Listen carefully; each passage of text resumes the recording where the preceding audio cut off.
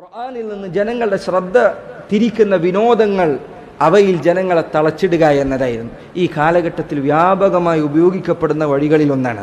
ഖുർആനിൽ നിന്ന് അത് ക്ഷണിക്കുന്ന സത്യത്തിൽ നിന്ന് ജനങ്ങളെ അശ്രദ്ധരാക്കുന്നതിനു വേണ്ടി വിനോദങ്ങളിൽ അവർക്ക് താല്പര്യം ജനിക്കുന്ന വിഷയങ്ങളിൽ ആളുകളെ തളച്ചിടുക എന്നത് മക്കയിലെ മുശ്രിക്കുകൾ സ്വീകരിച്ചിരുന്ന വഴികളിലൊന്നാണ്. അവരുടെ കൂട്ടത്തിൽപ്പെട്ട അൻ-നദ്ർ ഇബ്നുൽ ഹാരിസ് അവൻ മുശ്രിക്കുകളിൽ ഏറ്റവും കൂടുതൽ നബി സല്ലല്ലാഹു അലൈഹി വസല്ലമയെ ഉപദ്രവിച്ചവരിൽ ഒരാളാണ്.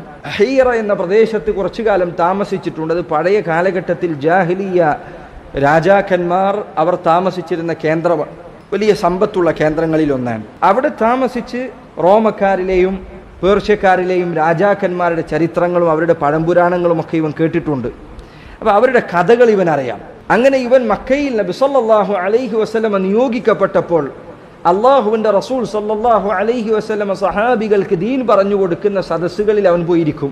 നബി സല്ലല്ലാഹു അലൈഹി വസല്ലമ സംസാരിക്കുമ്പോൾ അതല്ലെങ്കിൽ അവിടുന്ന് എഴുന്നേറ്റ് പോയാൽ അവൻ അവിടെ എഴുന്നേറ്റ് നിൽക്കും. എന്നിട്ട് അവൻ അന്ന് കേട്ട കഥകളൊക്കെ ഇവർക്ക് പറഞ്ഞു കൊടുക്കും.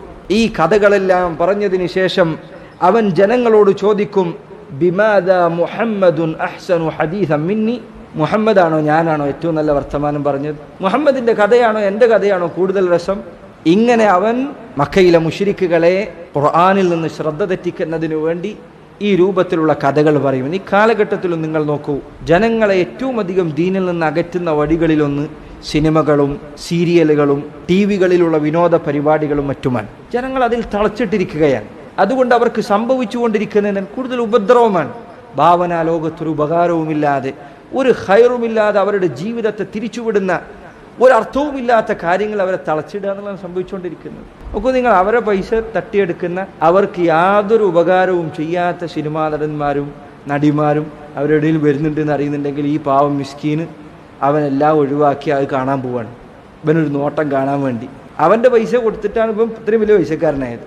എന്നിട്ട് അവനെ കാണാൻ വേണ്ടി ഇവൻ ഇങ്ങനെ പോയിട്ട് വെയിലത്ത് നിൽക്കുകയാണ്. അവൻ്റെ ജീവിതം മാറ്റി. എന്ത് അർത്ഥമാണ് ഈ ജീവിതത്തിനുള്ളത്? എന്ത് ഉപകാരമാണ് ഇവരെ കൊണ്ട് സമൂഹത്തിനുണ്ടായിട്ടുള്ളത്?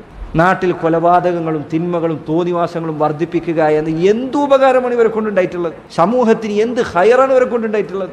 ഒരു കാലത്തും ഉണ്ടായിട്ടില്ല. എന്നിട്ട് ഇത്തരം വിനോദങ്ങൾ ചെയ്യുന്ന ആളുകളുടെ പിറകിൽ ജനങ്ങളെ കെട്ടിയിടുക, അതിനുവേണ്ടി അവർക്ക് വേണ്ടി വാദിക്കാൻ മണിക്കൂറുകൾ ഇരുന്ന ആൾക്കാർ ഇവർക്കും വേണ്ടി വാദിക്കുക. ഇവനാണോ കൂടുതൽ ഭംഗി, മറ്റോനാണോ കൂടുതൽ ഭംഗി? ആർക്കാണ് ഇത് ഫലം ചെയ്യുന്നത്? ആർക്ക് എന്ത് ഉപകാരമാണ് ഇതുകൊണ്ടുള്ളത്? നിനക്കോ നിന്റെ ചുറ്റുമുള്ളവർക്കോ എന്ത് ഫലമാണ് ഇതുകൊണ്ട് ലഭിക്കുന്നത്? കന്നുകാലികളുടെ ജീവിതമാണ് ഇതിനേക്കാൾ നല്ലത് എന്ന് അള്ളാഹു പറഞ്ഞ എത്ര സത്യമാണ്. ഉലൈക കൽ അൻആം, അവർ കന്നുകാലികളെ പോലെയാണ്. കന്നുകാലി എങ്ങനെയാണ്? അതിനെ തെളിക്കുന്നവന്റെ പിന്നാലെ അതങ്ങനെ പോയിക്കൊണ്ടിരിക്കും. അറുക്കാനാണോ കൊണ്ടുപോകുന്നത്, തിന്നാനാണോ കൊണ്ടുപോകുന്നത്? അറിയില്ല. ബൽ ഹും അദൽ, അല്ല, ഇവർ അതിനേക്കാൾ കഷ്ടമാണെന്ന് അള്ളാഹു പറയുന്നു.